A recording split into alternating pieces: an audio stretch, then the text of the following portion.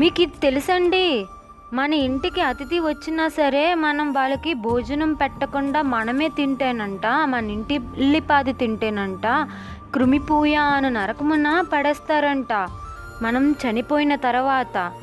అలాగే బ్రాహ్మణులు ఏవైతే అమ్మకూడదో వాళ్ళ వృత్తి కాకుండా మాంసం, మద్యపానం అమ్మిన వాళ్ళకు కూడా కృమిపూయ అను నరకమున పడేస్తారంట.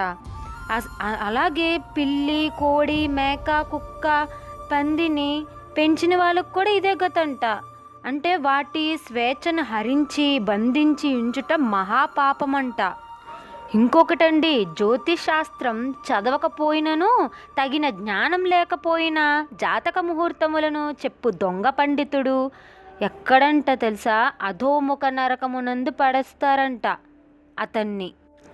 అలాగే యాగమును సక్రమముగా సద్బుద్ధితో చేయని వారు, క్షుద్ర శక్తులను ఆరాధించి జనులకు కీడు తలపెట్టువాడు కృమీష నరకమును పడతాడంట.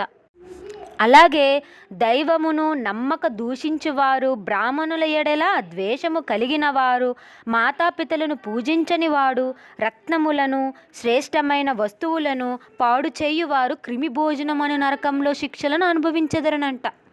ఇవన్నీ మీకు తెలుసా అండి?